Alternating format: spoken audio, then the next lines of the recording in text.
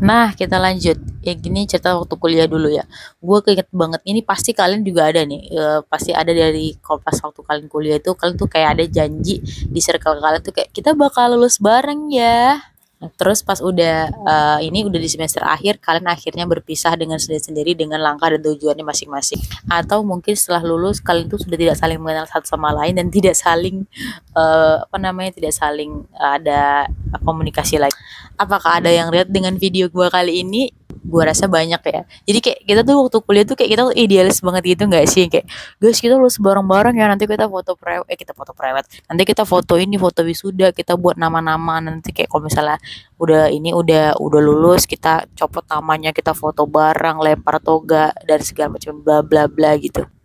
Iya, sebenarnya iya iya sih. Emang kelihatannya dunia tuh seindah itu ya gitu. Tapi pas setelah lulus coba lo lihat. Setelah lo lulus, lu sama teman-teman lu tuh kayak magnet nih satu kutub, tahu nggak sih? Kayak magnet satu kutub yang saling berjauhan dan saling tolak menolak.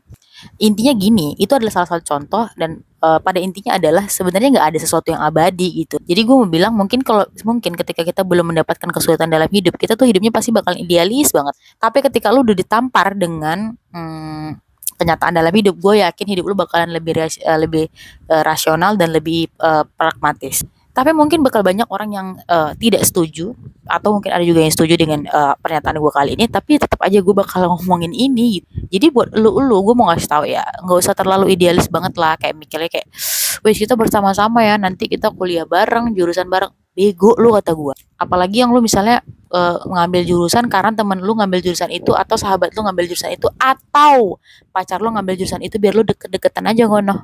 Gue bilang itu adalah suatu keputusan terbodoh yang dibuat karena ini ya, mengikuti feeling dalam diri gitu.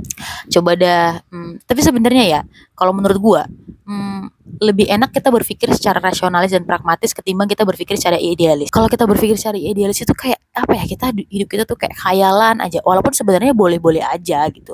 Jadi ya kayak gue bilang tadi, gue tekankan lah buat lu gitu, jangan merasa pertemanan itu akan langgeng sampai lo ke surga. Belum tentu cuy, belum tentu kata gue. Berteman itu sebatasnya aja lah, berteman itu sebatasnya aja, karena kita hidup ini cuma gitu doang kok. Paling kayak kita kalau misalnya kita ada kebutuhan sama, kita misalnya punya satu tujuan yang sama, ya kita berteman di jalan itu gitu. Tapi nanti kalau misalnya kebutuhan kita atau tujuan kita sudah tidak lagi berselaras berjalan beriringan, ya kita bakalan menjauh dengan sendirinya kok, yakin deh sama gue. Apa jadi jangan sampai keputusan-keputusan yang kita buat itu impulsif sampai kayak nggak ini loh, kayak nggak punya alasan yang jelas dan pondasi yang kokoh gitu. Kayak gue bilang tadi, cuy kita sekolahnya di sini ya, kita ngambil jurusannya ini ya, misalnya ya